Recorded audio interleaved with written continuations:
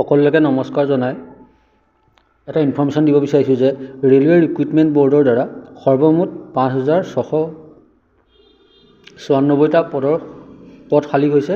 ইয়াৰ বাবে আবেদন প্ৰক্ৰিয়া আৰম্ভ হ'ব আৰু লাষ্ট ডেট হৈছে 19 ফেব্ৰুৱাৰী 2024।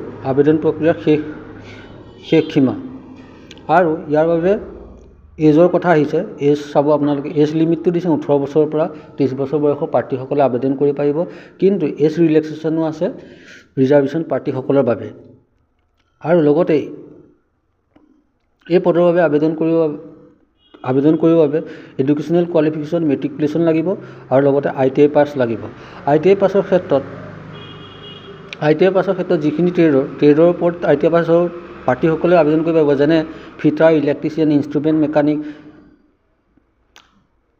Maintenance mechanic, radio' TV, electronic mechanic, এইসকল motor vehicles, wiremen, tractor mechanic, এইসকল প্ৰাৰ্থী মানে ITI যিটো ট্ৰেডত লৈ তেখেতলোকে পাছ কৰিছিলে সেইসকল প্ৰাৰ্থীহে আবেদন কৰিব পাৰিব। আৰু লগতে মেট্ৰিক পাছ হ'লেও হ'ব।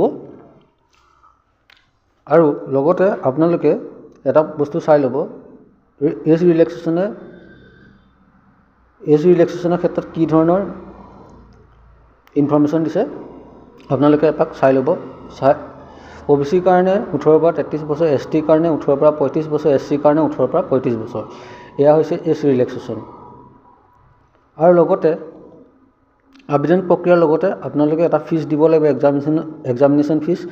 জেনেৰেলৰ কাৰণে 500 টকা, EWS 500 টকা, OBC 500 টকা, ST 250 টকা, SC 250 টকা। ইয়াকে কৈ মই সামৰণি মাৰিছোঁ। চেনেলটো ভাল পালে লাইক, কমেণ্ট, শ্বেয়াৰ আৰু ছাবস্ক্ৰাইব কৰিব বুলি আশা ৰাখিলোঁ।